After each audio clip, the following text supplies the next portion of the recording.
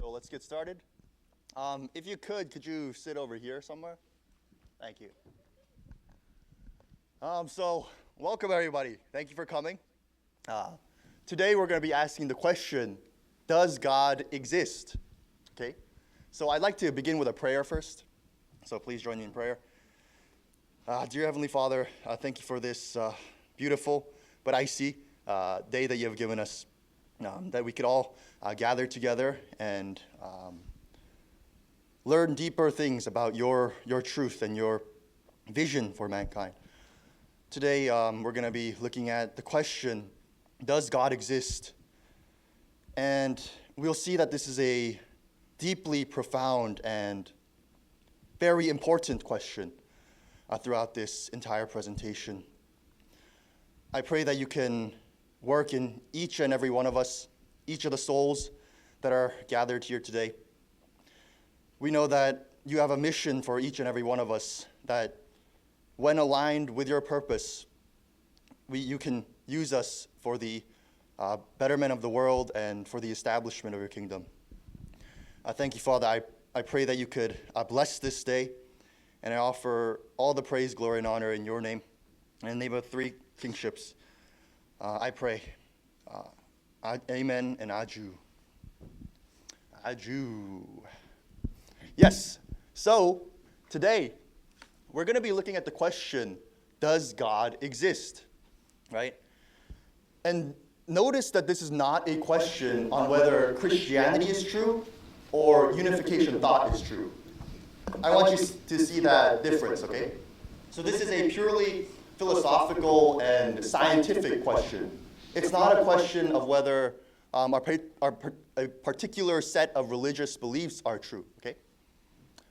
So, before I go on, I want to preface that you can ask a question anytime during this presentation, whether it be a objection or clarifying question or comment, that's fine too. But if you want to ask anonymously, you can scan that QR code over there, and it'll take you to a question asking site, okay? But you have to make sure that you press the anonymous button, or else you're gonna reveal yourself, okay? So you have to make sure that you press the anonymous button. So I'll just give you a second to scan that QR code over there. So please feel free.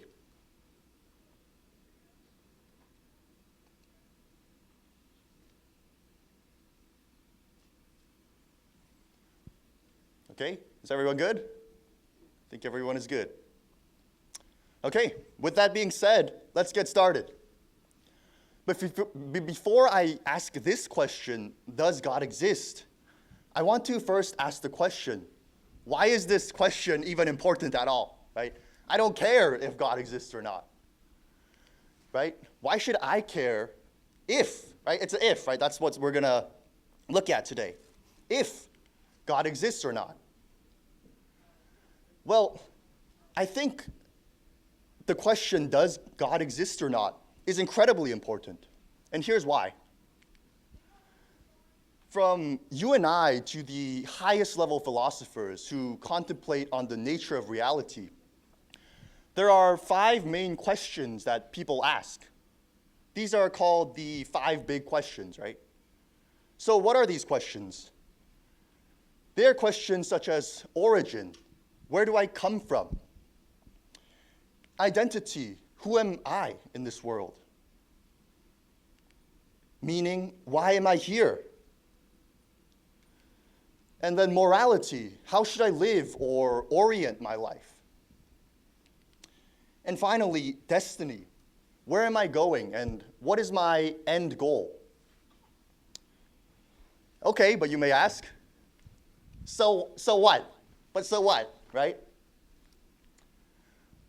What does that have to do with God? That's a great question.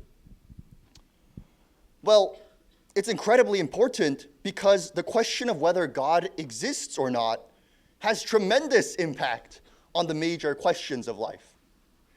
In fact, the question, does God exist or not, may be the most important question, right? And you'll see this throughout the resulting slides. Let's see. Come on. There we go. So origin, again, that is, where do we come from? Where do we stem from? So did nothing create everything? Or is there something or someone that has created us? Identity, again, who am I? If there's a creator who has created me, doesn't that have tremendous impact on who I am or implications, right? Meaning, why am I here? Am I just a cosmic accident? Or was there and is there a purpose to my existence? Next, morality. How should I live? Or how should I orient my life? Why should I abide to a set of moral principles? How should I orient my life again? The question of whether God exists or not affects that also, right? And finally, destiny. Again, where are we going? Where am I going? What is my destiny or end goal, or in Greek, telos, right? What am I moving towards?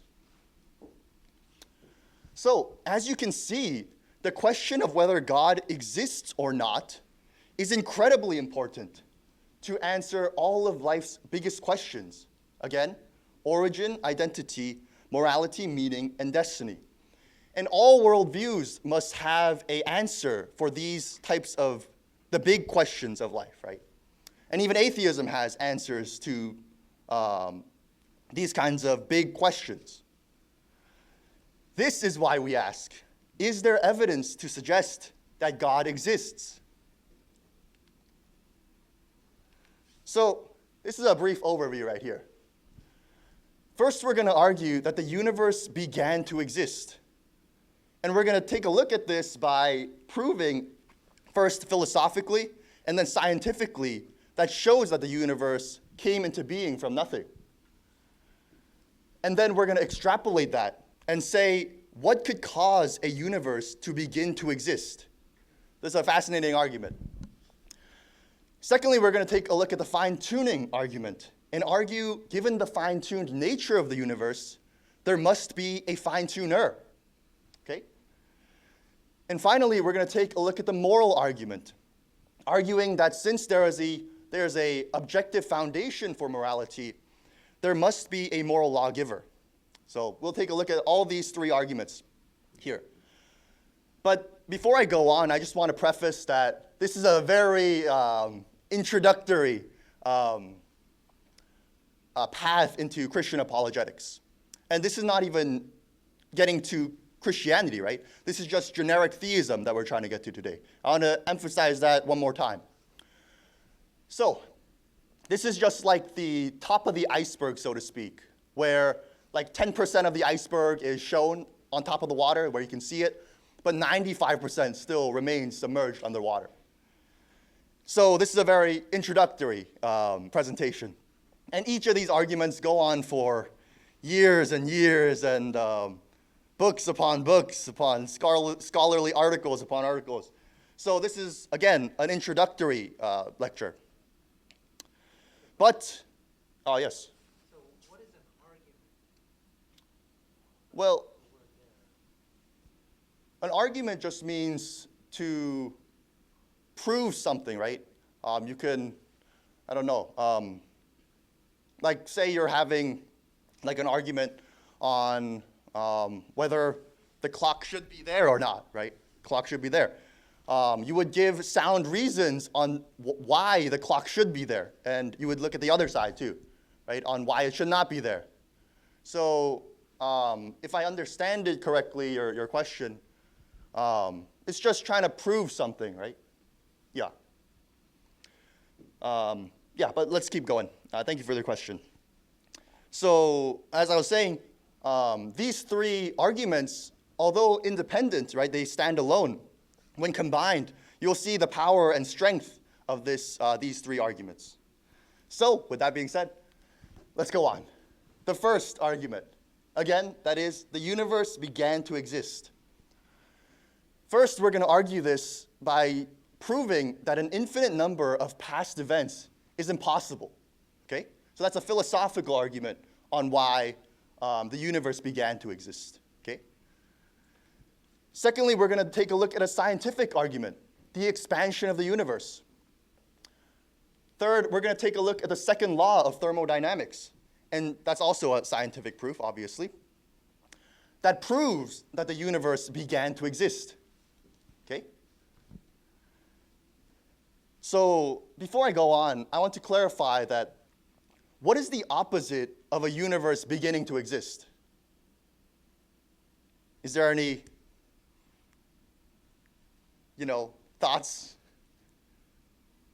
Any thoughts? What? Ceasing to exist. Yeah, it would be eternal, right? That would be the opposite, right? Is that what you're trying to get at? Right. It would be eternal, right? That would be the opposite of the universe beginning to exist, right? What would be another option? There's no other option, right? It's the law of non-contradiction, right? Either the universe is eternal or it began to exist. Does that make sense? I'm guessing that's a yes. Yes. So we're going to take a look at this notion that the universe began to exist. So let's get started. Again, an infinite number of past events is impossible. So let's get to a philosophical reason. This is because if the universe has always existed, then that would mean that there is an infinite series of events before today. Okay, I'll give you an illustration after this, okay? But if that's the case, if there's an infinite number of past events before today, that means that this present moment could not have been reached. But here we are, right? We are here in this space, listening to this presentation. So let's look at an illustration on what I mean by this. So imagine you have a timeline like this. So you have the first written language, the pyramids, King David, and all these other events, okay? So Alexander the Great, Christ being crucified, Charlemagne being crowned, and George Washington, et cetera, et cetera. And there's millions upon millions of more events in between, right? Does this make sense? So there's a timeline. And that red dot represents now, where we are right now, right? Where we are listening to this presentation. So this is the timeline that we can try to understand this concept of an infinite number of past events is not possible. Okay, so up until now, notice that there is a limited number of events before today. Does that make sense? There is a limited number of past events, right? So because we assume that there is a limited number of past events, that's why today is possible.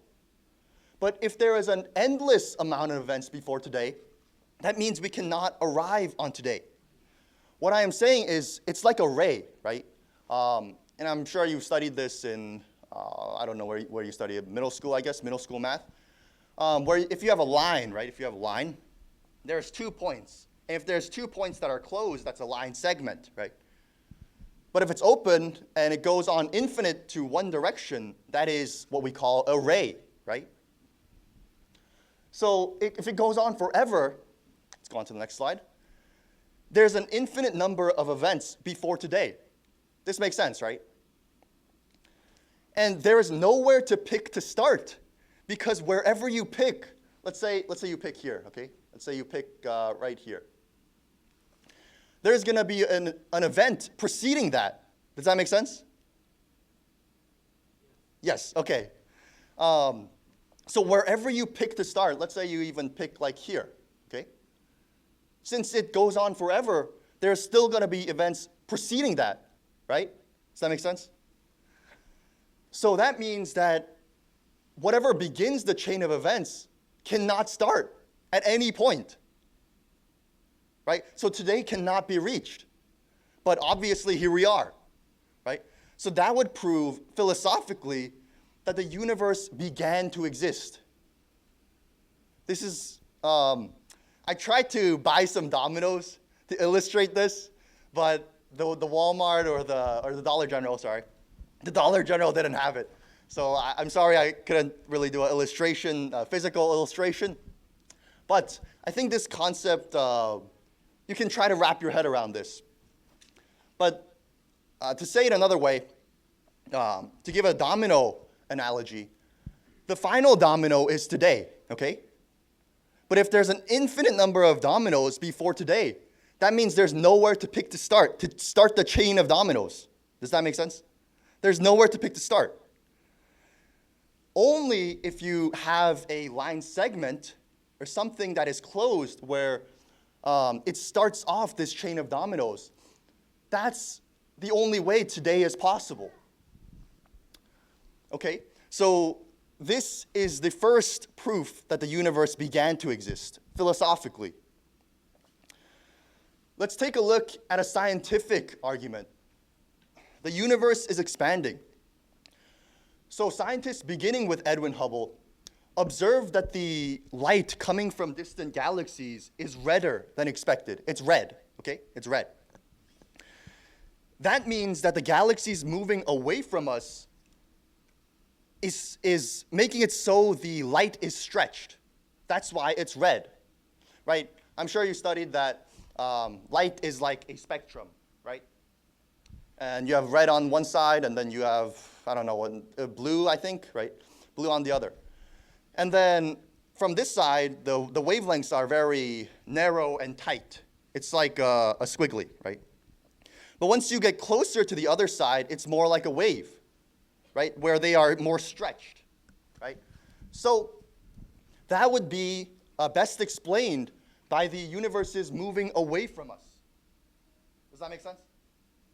So if you were to rewind the tape, so to speak, that means that the universe, everything, will collapse down into an initial point. Does this make sense? Yes, okay. Yes, and I have an illustration to really capture this. So this example was not mine. It's a person named Stephen Meyer. He's a philosopher and a scientist that came up with this example. And so I have a balloon here, right? And I'm not sure if you can see it from afar, but I have all these black dots on this balloon. Can't see, okay. I have all these black dots on the balloon. And the black dots represent like galaxies or planets or stars and stuff, right? So right now the balloon is represented by the universe, okay? So when I blow this balloon, it is going to be the state in which it is today, where everything is expanded, right? So as I blow this balloon,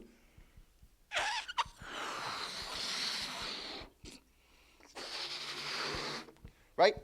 So this is what we are at now, right now in 2024, okay? But if we were to shrink down the balloon or rewind time, so to speak, it will all collapse down into an initial point, right? I know the balloon still has form and, but imagine that it collapses all down into a single point, okay? So this balloon illustrates this scientific argument that the universe is expanding. Therefore, if we shrink back time, it will all come to an initial point. And that proves that the universe began to exist, does it not? Right? So this is the second scientific argument on why the universe began to exist. Okay? So let's go on to the second scientific proof that the universe began to exist. Again, that is the second law of thermodynamics. What does this state? This states that unless energy is being fed into a system, that system will become increasingly disorderly. And what do I mean by this, right? It's confusing. So I have a candle right here, right? Make sure I don't fall off the stage. I have the candle right here. So the wax that you see underneath the candle is made up of certain chemicals. Does that make sense? I don't know what kind of chemicals. I'm sure chemists could tell you more detailed. But it's made up of certain chemicals that burn, right? It's meant to burn for a long time. That's its purpose, right? So after a couple of hours, this candle that you see here will completely melt, right? Right. Yeah, it will completely melt unless more wax or chemical is added onto that. Does that make sense? So in this example, unless more wax is being fed into the system of the candle will become increasingly disorderly or melt and die, I guess. So this candle is an example of the second law, right? Things naturally tend toward disorder or increased entropy, as physicists call it, right? So similarly, think of the candle analogy, okay? So similarly, given enough time, all of the energy in the universe will eventually spread out evenly throughout the universe. And this is called the heat death of the universe, okay? I'm sure you've seen scientific sci-fi movies that there's nothing, right? There's nothing. There's only bitter cold darkness in the universe. And yeah, all life is dead, basically, right? So the heat death of the universe. Sorry. Yes, the mic, yes. Yeah, so I'm sure you've seen movies like that. So this is what will happen something like billions of years from now, okay? This is what will happen eventually. It will leave the entire universe without heat, just as the candle analogy. But in this case, it's the universe, right? So, but this question, this fact raises a further question. If given enough time, the universe will eventually be in a state of heat death, then why is the universe not now in a state of heat death if it has existed forever? Does this make sense? So, I give an analogy through the sun, okay? So the sun has something like 4.5 billion years from now, it will die. It will cease to give out heat, and then it will be a, like a dead planet, basically. So, taking the sun as an example, I know the sun began to exist like a couple billion years ago, but let's say the sun, for this example, let's say that it began to exist from the beginning of the universe, okay?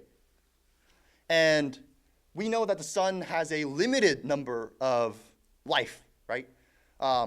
It's like the candle where it eventually burns out. Does that make sense? So if it began to exist at the very beginning of the universe, that would mean that before we arrived to today, it should have already burned out by now. Does this make sense? I want to make sure that people get what I'm trying to say. Is there any questions or people who didn't understand? No questions. Okay. Yeah, so if I say it a different way, like the sun has a limited number of time, right? It has a time limit, basically. It has a time limit. It's on a ticking time bomb, okay? It's on a ticking time bomb. Eventually, it will burn out. But the other claim of the universe beginning to exist is the claim the universe is eternal, right? Does that make sense? It's eternal. That's the other side of the claim, right? But if it is eternal, that would mean that the sun, or the universe in this case, should have already been in a state of heat death, right? Does this make sense? Okay, yes.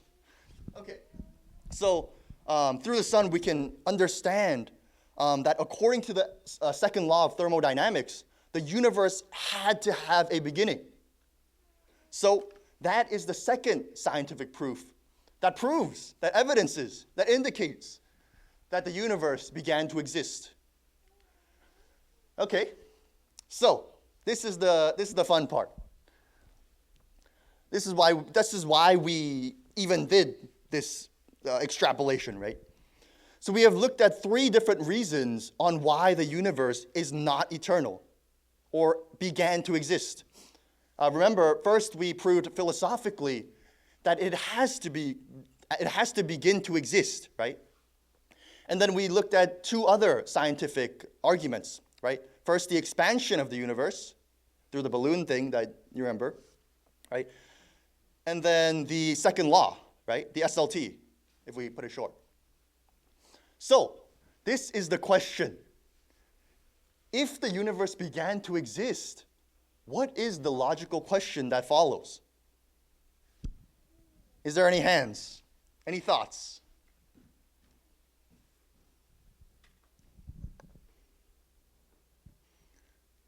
Okay, yes. Yes, Mr. Richard. What caused it to begin?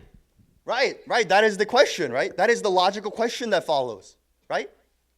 If the universe began to exist, what could cause a universe to begin to exist? Does this make sense? It follows through, right? That's the logical question that pops up. So, I know that looks like Ukraine flag. I did not intend it to be that way. So what would this thing have to be? What would these attributes be in order to begin a universe from nothing? Well, this thing would have to be, number one, spaceless. Why? Because the universe expanded out into everything, right? But if we go back into time, there was no such thing as space. Does that make sense? And this is the Big Bang Theory, right? It's the most prominent theory in scientific literature today. And brilliant physicists and scientists hold to this theory, like Stephen Hawking or Roger Penrose and many others, right? Many others. So it has to be something that is spaceless. Come on. Okay. Next, it has to be something that is timeless or something that transcends time. Because an infinite number of past events, the first philosophical argument, remember? An infinite number of past events is not possible, right? So it has to be something that transcends time. Next, clicker is weird. Next, it would have to be something that is immaterial, because matter is what came into being, right? Next, it would have to be uncaused or necessary to exist. Because if something is eternal, that means it does not have a beginning. Does that make sense? So it has to be something that is uncaused. Next, it has to be powerful to create the universe from nothing, right? It went from a state of nothing into something. Something changed. Something changed. And finally, and most critically, it must be something that is personal. Why? Why? Because to go from a state of nothing into something, right? There was a change that took place, right? There's something different. To go from a state of nothing into something. Something changed. Something changed, right? And without something having causal power, that means agency or free will, freedom of the will, no changes can be made. For example, let's say you have an eternal ice cube, and it's in a state of perpetual frozenness or ice cubeness. That's not a word, but it's in a state of perpetual frozenness, I guess. So if nothing happens, right? If nothing happens, it will still keep on being that ice cube, that same ice cube forever, right? But let's say an agent comes, right? An agent or someone who has free will or agency and cranks up the heat. Now that ice cube will start to melt, right? And become a puddle of water, right? So notice, to go from a state of perpetual ice cubeness into something else, there needed to be some kind of action that took place in the middle. Does that make sense? Similarly, to go from a state of nothing into something, right? If no agency is in the middle, then it will stay in a perpetual state of nothingness. Does this make sense? Yes, okay. But if there's a choice that was made, that would mean that would explain why there is something, right? We are standing in this room and in this vastly incomprehensibly large universe, right? So this thing would have to be spaceless, number one, timeless, immaterial, uncaused, or eternal, or another way, necessary. Powerful enough to create the universe from nothing, and it would have to be personal. It would have to be endowed with freedom of the will. So, what kind of thing fits in that, right? What kind of thing fits into this criteria? Like numbers, for example, or mathematics or logic. That is also spaceless, timeless, immaterial, and uncaused, right? It's eternal. But is it powerful? It can't create anything, right? Does that make sense? And further, it's not personal. It can't think of anything. Can't say, oh, I am the number 3 or something like that.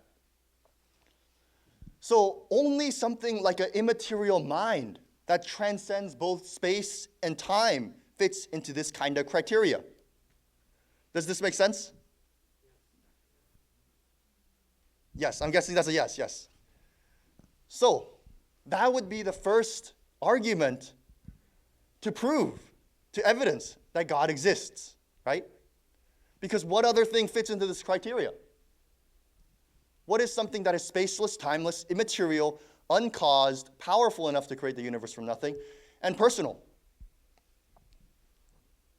There's no other thing, right? So this would be the first argument. This is called the Kalam cosmological argument. And there's many brilliant thinkers arguing for this, right? And this, although not being the complete framework of classical theism or traditional theism, as we can say it another way, this proves that God has these certain, only God can fit into this kind of criteria, right? It has all the attributes that we traditionally attribute to God, except omniscience or omnibenevolence, right? Does that make sense? Only an immaterial mind that transcends both time and space fits into this kind of criteria. So this is the first argument for God's existence. Is there any questions or comments upon this argument? Okay, let's go on. Second, the fine-tuning argument. Okay, so in order to understand what the fine-tuning argument is, you have to understand what what fine-tuning is. Does that make sense? You have to understand that, right? You have to understand the term, right? So what is fine-tuning? And I'll give a very technical definition that two brilliant people have stated. But I want to emphasize that there's going to be an example that illustrates what fine-tuning is, okay? So please hang on tight. So fine-tuning, these two gentlemen say, these two handsome gentlemen say, fine-tuning refers to the contrast between a wide range of possibilities and a narrow range of a particular outcome or phenomenon. That didn't make sense, right? So what does that mean, right? So they give an analogy. And if you want to see the credentials, you can see it there. But they give an analogy. So, man, let's say you are making a beautiful cake. It has even sparkles on it. So to get a very beautiful cake, you need highly specific ingredients, right? And even with these ingredients, you need the exact amount of ingredients. Does this make sense? Okay, so you need each individual ingredient, but not only that, you need each individual ingredient needs to be the specific amount, right? So, and also, it's not only that, right? It's also the perfect combination of all of these ingredients that you get a very beautiful cake, okay? So, let's say that let's say that you tripled the amount of flour, right? What if you tripled the amount of flour, that you put on the cake. It's no longer beautiful. There's no more sparkles on it, right? So it would be a failed cake now. And I know the suggestion that I should put flour on there, but I couldn't find that image. But that's for another time. But it would be a failed cake, right? Does this make sense? Because it needs to be the specific amount of each ingredient, and it needs to be all combined into a particular goal, right? To produce a very delicious and beautiful cake. So, this cake is a great example of fine-tuning. If we say it a different way, the way that we can recognize the cake is finely tuned is because, number one, it is contingent. And what does that mean? Right? What does that mean? Contingency just means that it didn't have to be that way. It could have been something else. It wasn't necessary that this was the only possible option. Does this make sense? So it has to be, number one, contingent. Secondly, it must be complex. Each individual ingredient of the cake is very complex, right? And it's not just the individual ingredients, it's the specific amount of each ingredient. Further, it must be specific. You must have a specific buildup or a specific purpose for its existence. In this case, the cake is delicious and it makes us happy, I guess. But this is how we can recognize fine-tuning in the universe. Anywhere, any example, like a chair or a speaker or a particularly shaped snow, like a snowman or something. This is how we recognize fine-tuning in the universe. That's something, an agent has intervened and created something, right? Case in point, another example, a watch. And this is the famous traditional example of fine-tuning. It was by William Paley. He's an Anglican philosopher. And he argued that why can you know that a watch is finely tuned, right? A watch. Why is it finely tuned? Because let's say you are walking through the forest, okay? You're walking through the forest and you see a rock. You don't think much of the rock, right? It's just a rock. And you don't automatically assume that it is finely tuned. But let's say you're walking through the forest and you see a watch on the ground, okay? You would immediately think that someone dropped the watch or, I don't know, someone left it there. In other words, someone has finely tuned this watch. Why? Why can you recognize this? Because number one, the watch didn't have to be that watch, right? It's contingent upon an agent doing something to make this kind of watch, right? Further, it's very complex. You need each individual gear matching up in the perfect way in order to, turn the dial. It has the stop button too. So it's very complex. It cannot happen naturally in nature. So further, it has to be specific. It is very specific. It has a highly specified goal or purpose for its existence. Does this make sense? So the way you can recognize fine-tuning is, number one, that it is contingent, or it didn't have to be that way. Excuse me. Second, it's very complex. It is highly intricate in its design. Third, it is very specific. It has a specific goal and a specific buildup for its existence. Okay? So this is how you recognize fine-tuning anywhere in the universe. Whether you see, again, like a particularly shaped rock or a snow or chairs or pianos and stuff. So number one, it is contingent, complex, and specific. Okay? In the same way, the fundamental forces of the universe, life itself, and all of the things that allow for life, like energy, usable energy, or chemistry, these are all highly specific and complex laws of the universe. And you'll see this through the video. And they are all so finely tuned to a narrow life-permitting range that it is not explainable by other means, okay? So what I mean by this is, let's go to a video. Let's go macrocosmic and look at a few examples within this video. Fine-tuning. Hopefully that'll play.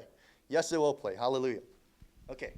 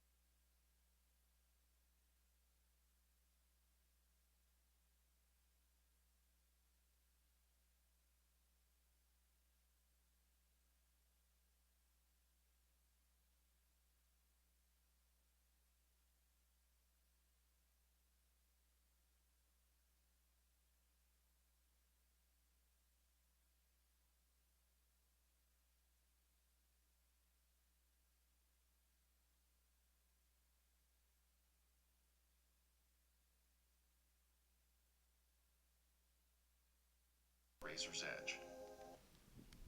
Okay. So as you've seen in the video, all these constant quantities, and he only gave 3 examples, right? But there is dozens upon dozens more, right?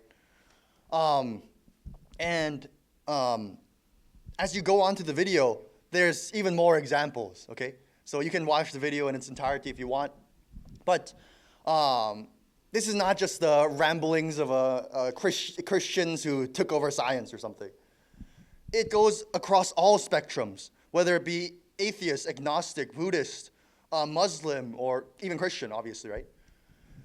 Everyone, all the physicists recognize that the universe is finely tuned. As Stephen Hawking states, oh, shoot, sorry. The odds against a universe like ours emerging out of something like the Big Bang are enormous. The fine-tuning of the universe is like the appearance of a well-ordered library in which thousands upon thousands of encyclopedias are scattered about randomly, but somehow being in perfect order, and all of them being perfectly aligned in the right way, even though there's no apparent cause for that order. Also, 2 other brilliant physicists, and these are the 2 gentlemen that you saw earlier, those 2 guys down here, right? You saw them, Geraint Lewis and Luke Barnes. They say small changes in the free parameters of the laws of nature as we know them have dramatic, uncompensated, and detrimental effects on the ability of the universe to support the complexity needed for physical life forms. And this book is actually a great book illustrating this. There are two brilliant physicists from, I think, Sydney University, and they hold a class there. I couldn't understand major portions of the book because it goes very deep. It goes into like all the different ways the universe could have been, like an atom could have weighed a little more, or and ceasing to permit a life permitting universe. And they go into like matter and like even space-time. They go into biology. They go into all these examples and show that it is the scientific consensus that we live in a finely tuned universe. Okay, and another well-known and brilliant physicist, Freeman Dyson, states, "The more I examine the universe and study the details of its architecture, the more evidence I find that the universe, in some sense, must have known we were coming." So, what could explain this fascinating fact of fine-tuning? Okay? Well, there's three options. Number one, it's called physical necessity by another name. But was this universe necessary? Did all the numbers have to be that way? Was there no other possible combination or explanation for the universe being this very way? Did it have to be that way? Was there no other option? Okay, so that's the first option. Secondly, did we just get really, really, really, really, really, really lucky? So it's chance, right? It's basically stating that we won the cosmic lottery. And remember that just like the cake example, it's specified complexity, right? So what I mean by that, again, is each individual ingredient needs to be an exact amount, okay? And each of them have to fit together in a perfect way in order to allow for a life-permitting universe, right? Just like the cake. Think of the cake when I mean by a specified complexity. Third, are we here by design? Was there someone or something that was rigging the odds in a certain way that allowed for a incomprehensibly improbable chance that we are here in this life-permitting universe? So three options, right? Physical necessity, chance, or design. Let's take a look at the first one. Was this universe necessary? According to this view, the constants have to be what they are now, okay? This view states that all the constants and quantities could not have been any other way. It had to be this way. There was no other option. There was no possible universe in which there could not have been a life-permitting universe. Does this make sense? So that's the first option. Problem. There is no evidence to support this. There's nothing in physics to show that the universe had to be this way. In fact, the book that was here, The Fortunate Universe, goes into dozens upon dozens of examples. The universe could have been different. Okay? So there's nothing to show that the universe had to be what they are now. What it is now. So physical necessity is not plausible. Or how about chance?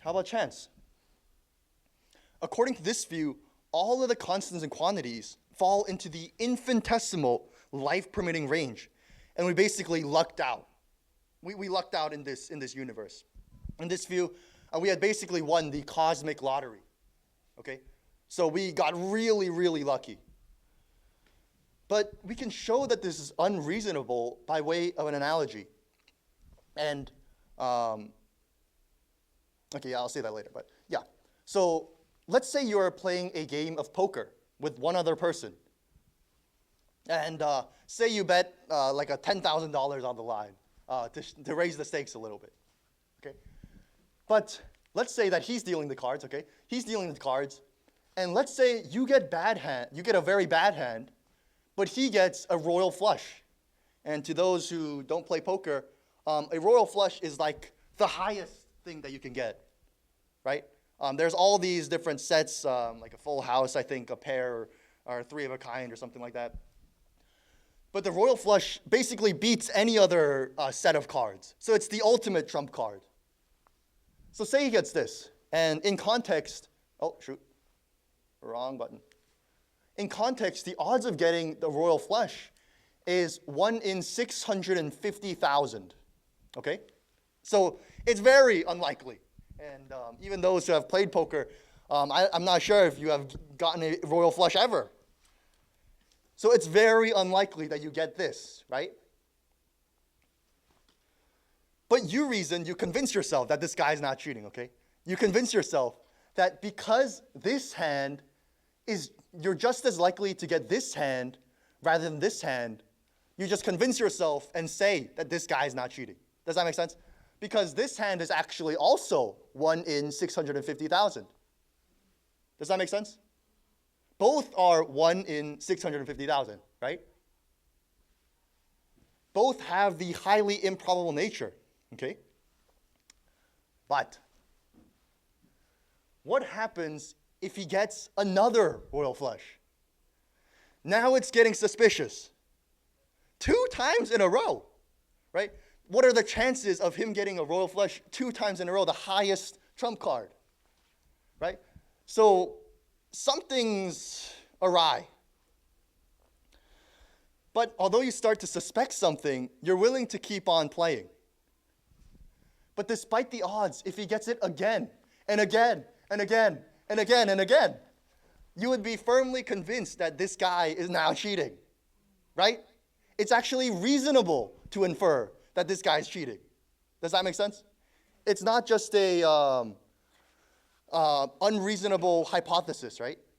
This is actually the reasonable hypothesis that this guy is cheating. He's rigging the odds in a certain way to ensure that his hand gets the best hand, right? The royal flush. Does everybody understand what I'm trying to say here? Yes. Okay, great. So, and if he gets it again and again, he steals all your money. So now you'll be ready to attack him.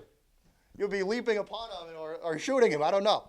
But I love this photo. It really illustrates what you would try to do if he stole all your money.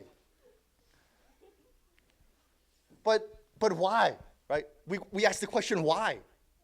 Why? Why do you suspect him of cheating? Why is it reasonable to conclude that the man has cheated? Or shall we say, fine-tuned his hand? Why? Why? Is there any thoughts? Because it's most likely by design. Right. Yeah, that is the most reasonable hypothesis, right? What they say? It is the most likely, what did you say, probability or something? It's most likely that it's by design. Right, it's most likely by design. That's what he said. Yes. Right. Just like the cake, right, that's exactly right? It's most likely by design. He has fine-tuned his hand. Just like the cake, it is specified complexity. Does that make sense? It's not just complex, it is specific because he has gotten this again and again. And in context in poker, that is the highest cards that you can get, right? So it's because it's an instance of specified complexity, that is why we can say that he has fine-tuned his hand. That would be the most reasonable explanation, given all the different odds. So the analogy is this. If something happens with specified complexity, and it doesn't necessarily have to be that way, or it's contingent, right? A contingent, or it didn't It wasn't necessary that it was that way. Does that make sense? If it is contingent, then the reasonable inference is to wonder if there is intentional fine-tuning or intelligence rigging the odds in a certain way to ensure that he gets the best of the best. Does that make sense? That is actually a reasonable inference. Okay, yes. I thought you were walking up on the stage. Oh, no. Yes. I have a question. Oh, okay, yes. For some younger members in the audience, they don't quite understand.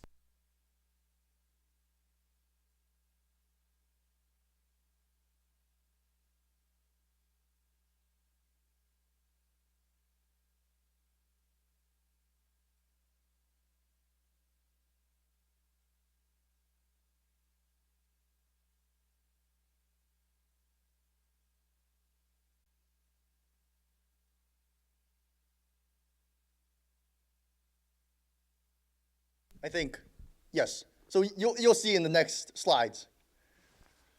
So, again, an instance of specified complexity, the reasonable inference is to think that there is intentional fine-tuning of the odds. That makes sense, right? You start to wonder if it's just coincidence or destiny. It had to be that way. But compared to the royal flush, getting the royal flush 5 times, the chances of the universe being life-permitting is tremendously more improbable than getting a royal flush 5 times.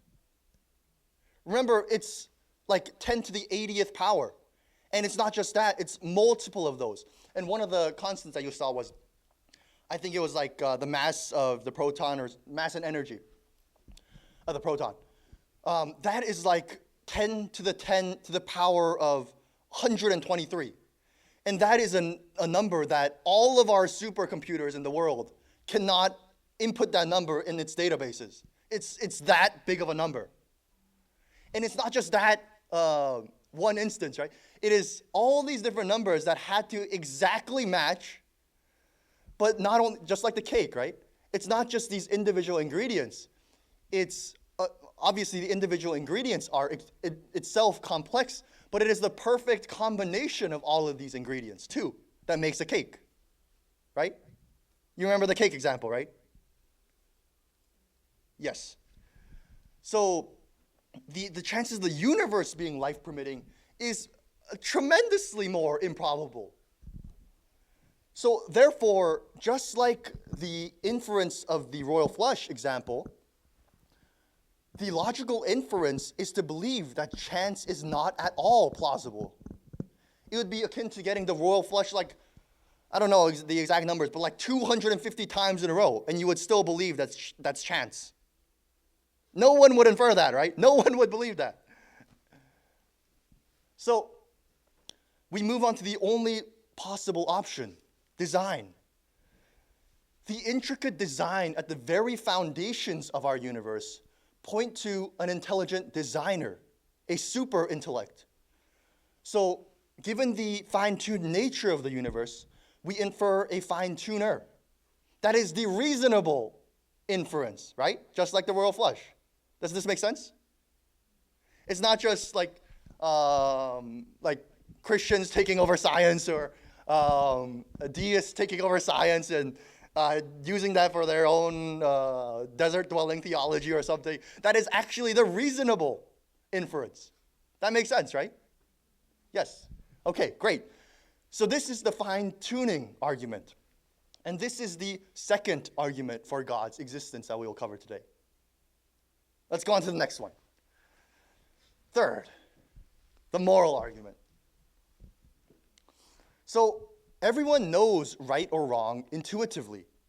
Since the dawn of history, morality has governed all nations, right? Whether it be Middle East or the Americas or Korea or Africa or something like that. For example, we know that helping your neighbor is better than to eat your neighbor, right? However, is there something objectively wrong about certain behaviors? If there is, then what could be the foundation for this universal principle? So, there's a lot of misconceptions of what the moral argument is, okay? So I want to first get into what the moral argument is not. So, first, the moral argument is not saying that atheists cannot be moral people. It is not saying that, okay? It's not, okay? Obviously, there are moral atheists, okay? So it's not saying that, okay? Second, the question is not if we can recognize moral values without belief in God. So this is the most frequent objection. Like, people say, I can recognize whether something is right or wrong without belief in God, right? But that's not what we're saying. And what are we saying then, right? We'll get to that very soon.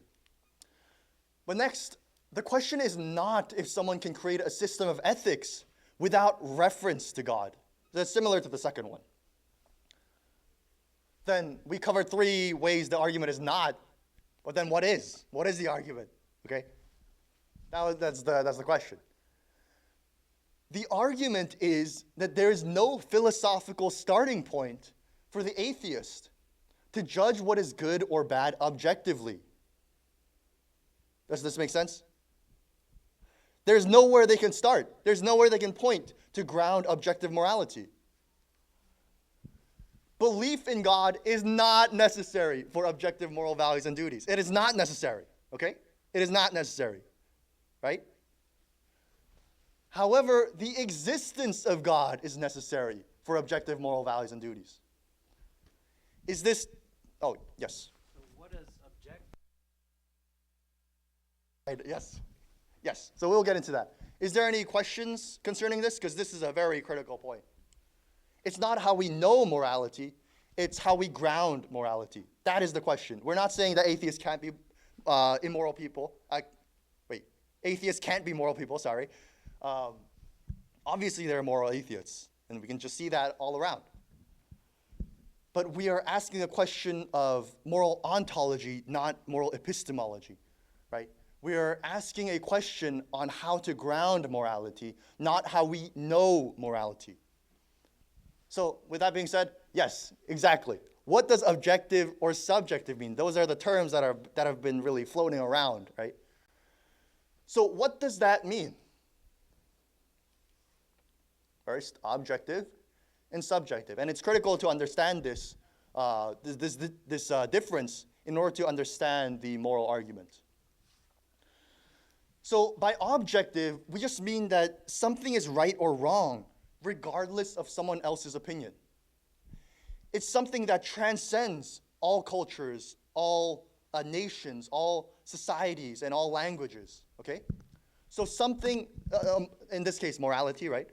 A moral law that transcends all of these different cultures. By subjective, we just mean that it's based on or influenced by personal opinion, culture, or society. It's basically our opinion, whether it be personal or culturally, that's our opinion, or societally, that's our opinion. Okay? So is this difference, do you understand the difference? Yes. Could you give an example of subjective? Yes, we'll get into that, yes. So, for example, let's say that there are, we'll get into examples of both actually, so yes. Let's say that there is 6 people, okay? So now let's say that these 5 guys, this guy, this guy, this guy, this guy, and this guy, they talk amongst one another and determine to steal, what's this guy's name? I guess Bob or something, Jim. Let's call him Jim, okay? They determine to steal Jim's money. So they beat him up and they steal the money. Okay? So, question. Is the 5's actions against the 1 objectively wrong or subjectively wrong? Again, what does objectively mean again? That it is universally wrong regardless of personal or cultural opinion. Right? That's what we just covered, right? Or is it subjectively wrong right or wrong relative to personal or cultural opinion? Does this distinction make sense? Yes. Okay, so we would say objectively wrong, right? But this is a very insignificant and not very helpful example, actually. So, but why do we ask? Why do we say that it is objectively wrong? So before we go on, let's raise the stakes of this example. Okay, let's raise the stakes. Let's extrapolate this principle of objective and subjective morality. Let's raise the stakes to a national level. We just focused on the individual level right now. And I guess if they were a family level. But let's go bigger and let's go nationally. Throughout the Second World War, and even before that, obviously, the Nazis committed crimes against humanity. These photos vividly illustrate the factory-level genocide that took place under their leadership.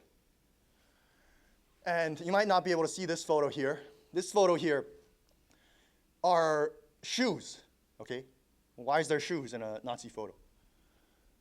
Well, these shoes all represented someone that, what the Nazis would do is before they send them to the firing squad or the gas chambers or the furnaces, they would make all the people strip down so that the next, quote, batch that comes in, they could just reuse the clothes, okay?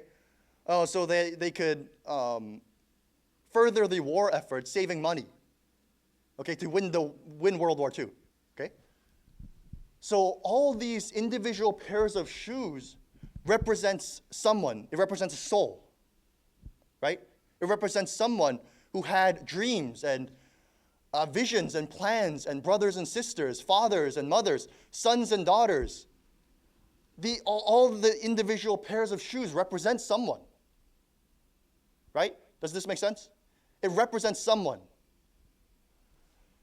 So, were the actions of the Nazis objectively wrong? What does that mean again? What does that mean? What does that mean?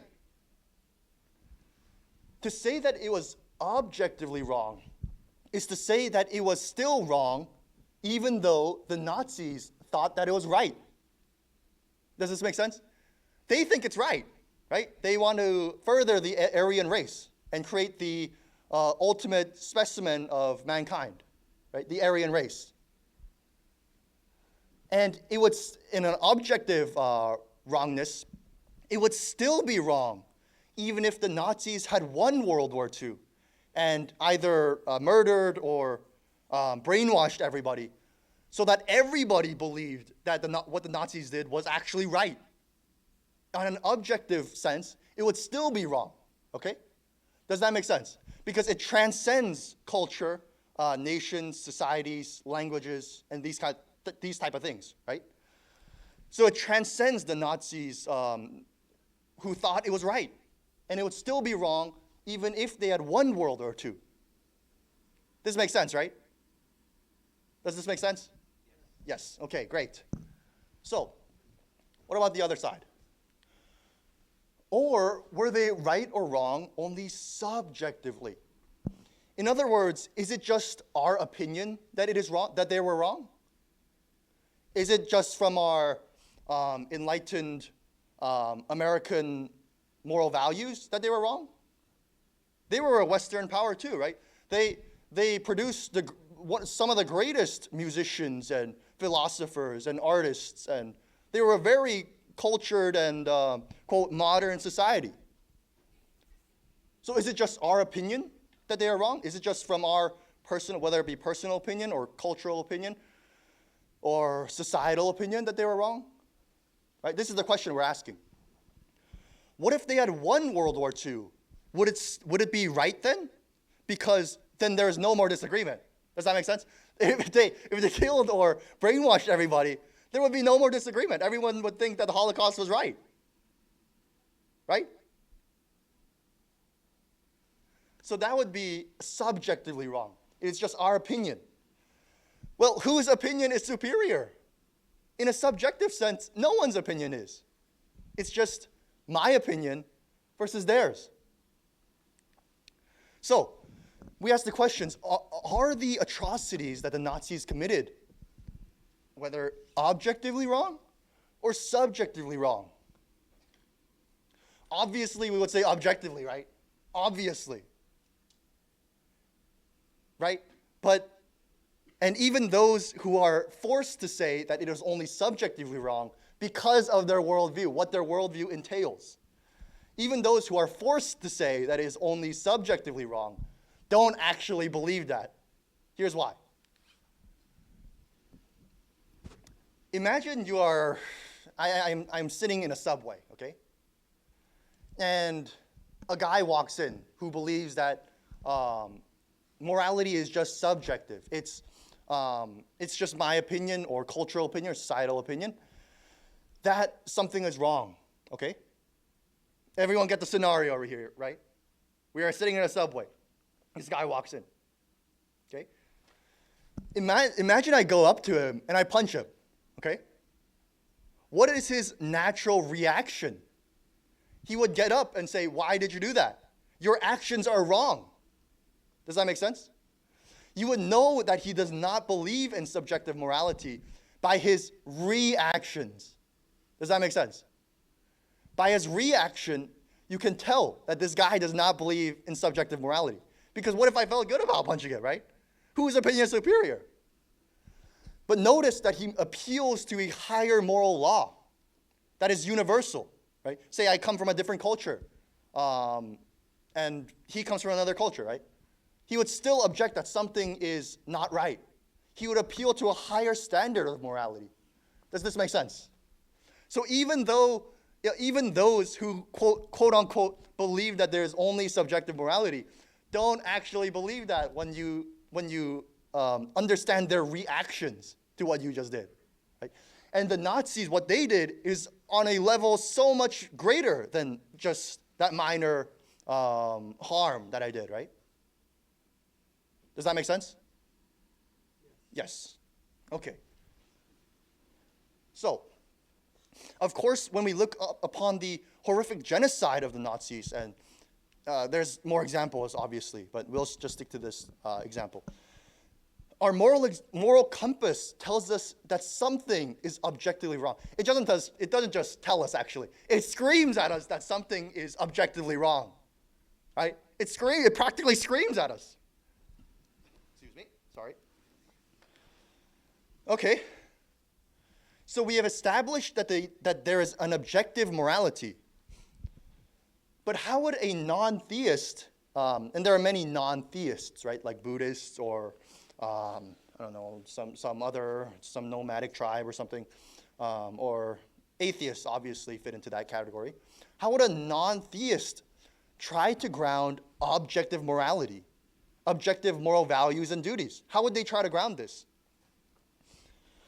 Well, what about trying to ground morality, objective morality, in things like what promotes, wait for the sun, what promotes the well-being of conscious creatures through science?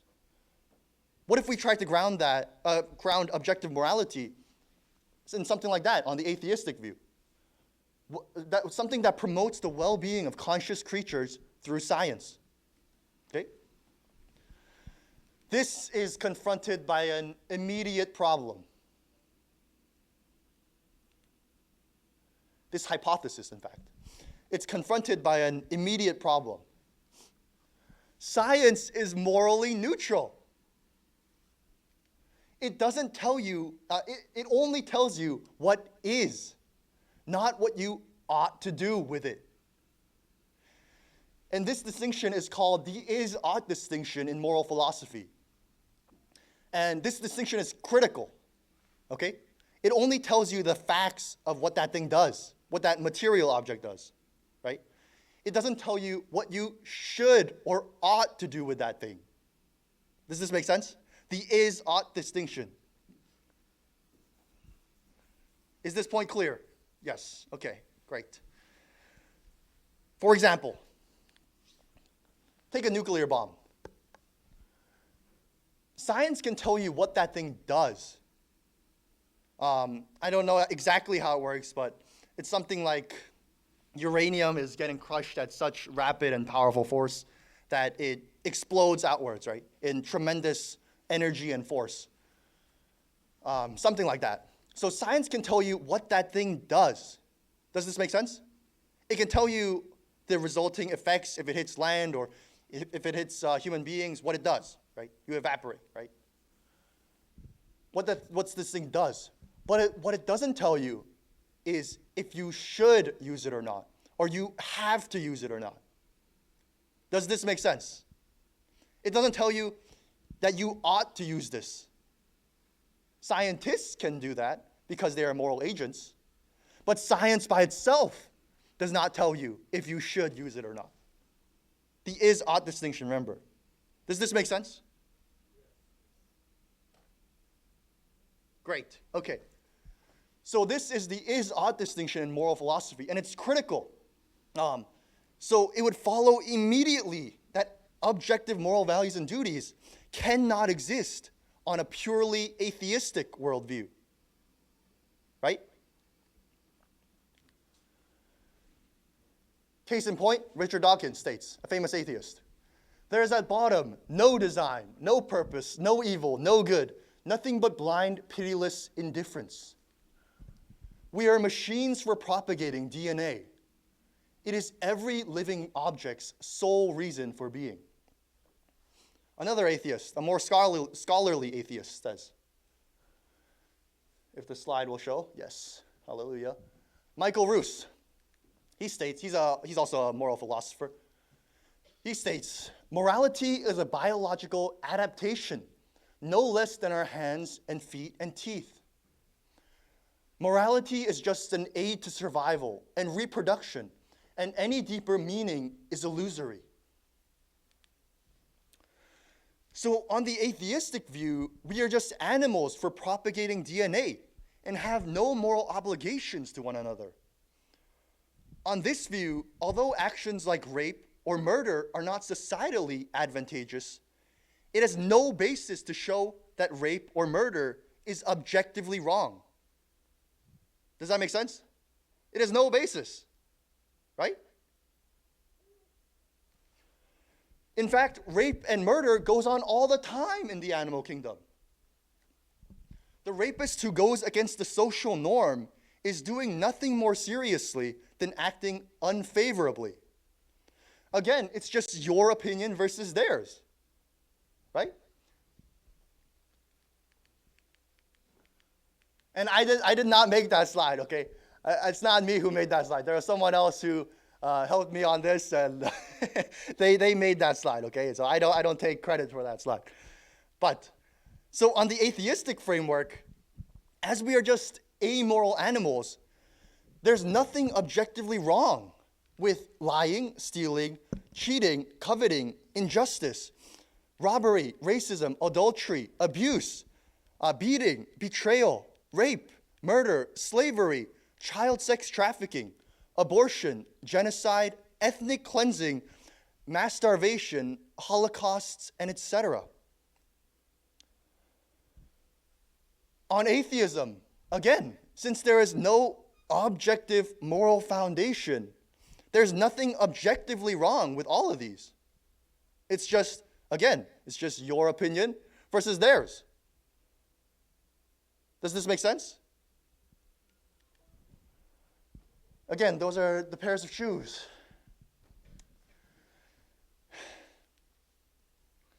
But as we've seen in the previous slides, objective moral values and duties clearly do exist. Philosophers who reflect upon our moral senses argue that just as I believe my five senses, senses such as like sight or smell or taste and things like that, okay? Just as I intuitively believe those senses, we should similarly believe those moral senses that we have, namely that something is right or wrong, good or evil. Does this make sense? Any reason that we have to distrust those senses must be exceedingly powerful to override that initial belief. Does that make sense? For example, let's take sight, for example. You must have a really good reason to distrust your senses, right? Your sight or your smell or touch or something like that. You must have a good overriding reason that is exceptionally powerful to have doubts about your sight, right? Similarly, we should trust our moral intuitions as reliable. Again, any challenge to this view would need to prove that our moral experience is completely unreliable. However, as we've seen in previous slides, our moral sense and compass is so strong that any such challenge would need to be exceptionally powerful to override our direct moral experience. Okay, so we have seen that objective morality cannot exist on a purely atheistic worldview or framework. You see the pyramid collapse in there. So, what could this foundation be in order to ground objective morality? Well, first, this foundation must be something that is eternal or non-temporal, something that transcends time, okay? Something that is eternal in nature. This is because the objective moral law transcends culture, societal norms, and personal opinion, but is somehow binding to all cultures and societies and languages. Does that make sense? It transcends those kind of things. So this objective foundation has to be eternal or non-temporal. If it is eternal, that means it does not have a beginning. It cannot have a beginning. Does that make sense? Because it existed forever. It means that it is uncaused or necessary. It is not contingent. Okay? Thus, it must also be necessary. Yeah. Further, this foundation for objective morality must be something that is personal. Why? Personal just means like it has agency or it has it has freedom of the will, right? It has it's something that bears semblance to characteristics like ours, right? Why? Why? That's the question. Why? Think about qualities such as patience, love, justice, and courage. So think of qualities that only belong to persons, okay?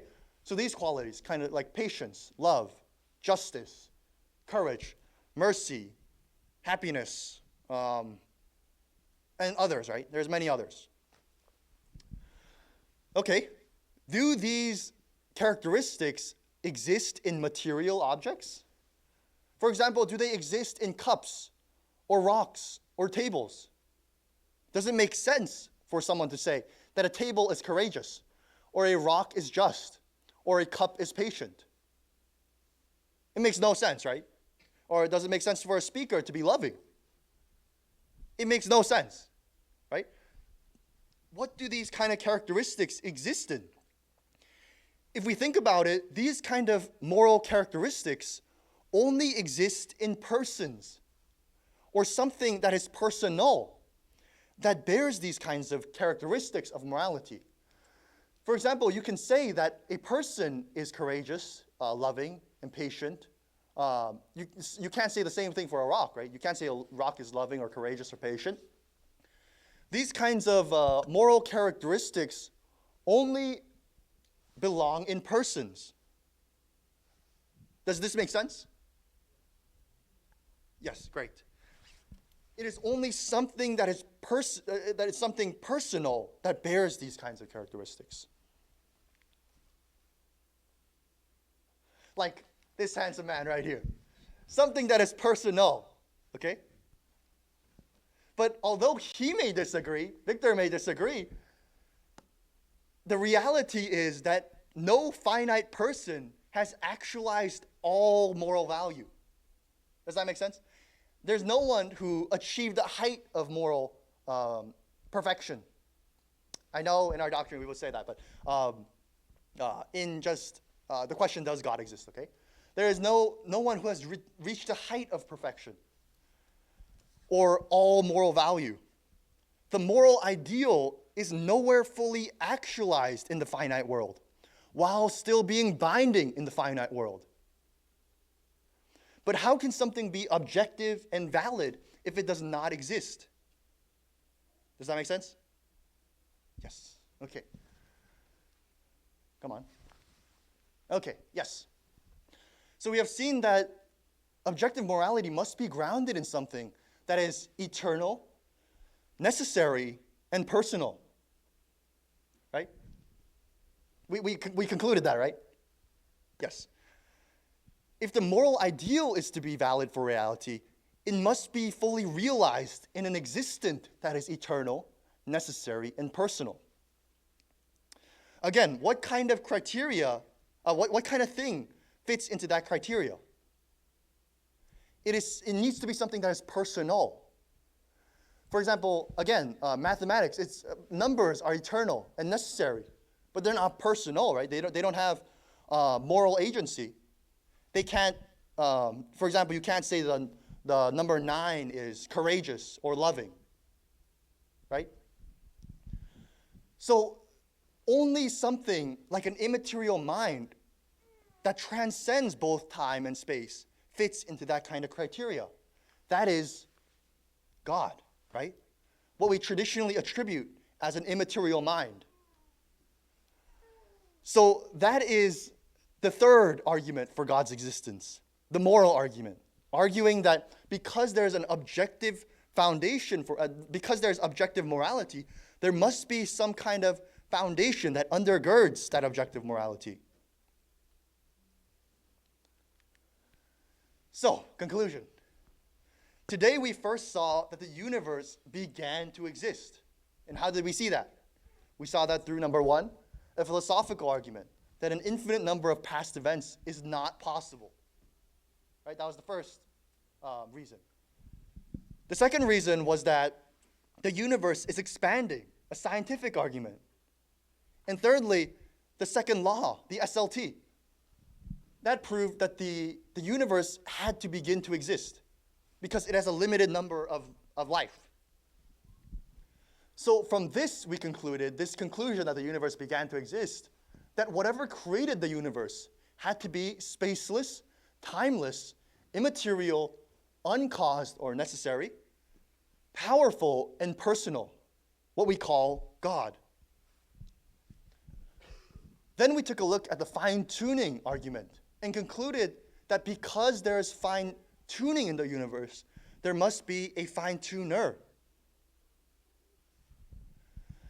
Finally, we deduced that the existence of God is necessary for the objective standard for morality, something that is, again, necessary, eternal, or non-temporal, and personal, right?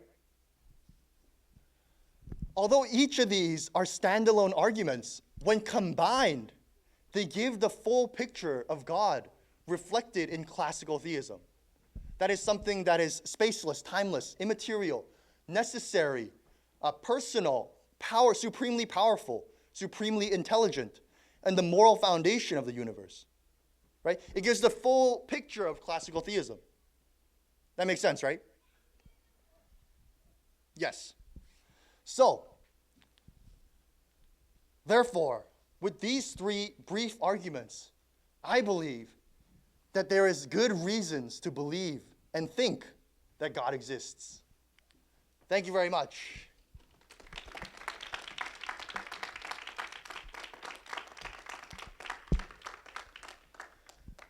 So, questions. So, before I go on to questions, I understand that, I want to say this first. I understand that today's lecture may have been complicated or confusing, and maybe you didn't understand a lot what we were saying. But I want to say that that is okay, okay? That's okay. When I first encountered these kind of arguments, it went right over my head too.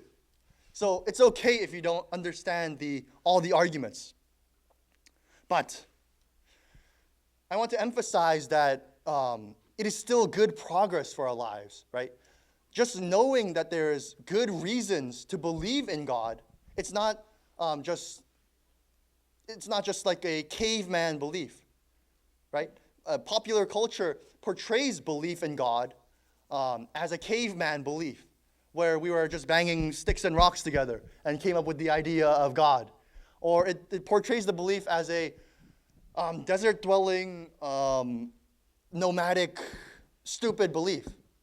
Now that we have, quote, transcended that and we are now modern and scientific, therefore, there's no good reason to believe in God.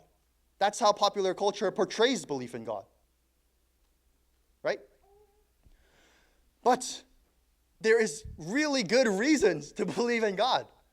And just doing a little bit of research, you can know that there's very good reasons for belief in God through high-level philosophers or scientists and logicians and mathematicians. There's brilliant people who believe in God, right? It's not just a retarded, desert-dwelling, caveman, I can't think of any other adjective. Belief. It's not just a retarded belief, okay? So with that being said, are there any questions related? You can ask any question, okay? Don't ask like, do you like turtles or something? But something that is related to the presentation, okay? And it doesn't have to be just generic theism. It can be Christianity or unification thought, things like that. But I want to emphasize that I obviously do not know everything, okay? I obviously don't know everything. So I will try to answer with the best of my ability, but obviously I'm not omniscient. So yes, please understand that. And you can ask a question, again, whether through this QR code that you want to ask the question, or let me do this. There's also a link up there if you want to enter the link manually into your browser, Chrome, Safari, Brave, or whatever. You can enter that in. You can scan that QR code. Or if you want to, you can just raise your hand and yeah. But if you're going to ask a question through the QR code and you want to ask it anonymously, please select the anonymous button if you don't want to reveal yourself, okay? There has been instances where they didn't click the anonymous button. So, yes. So, if you want to ask it anonymously, you have to select that button, okay? Yes. Okay. So, we can take like a 2-minute break. If there's no other immediate questions right now, we can take a break for 5 minutes. And then you can enter in your questions or, yeah, things like that, take a bathroom break or whatever. So, I want to break for 5 minutes, and then let's get back here before lunch. Yes, thank you.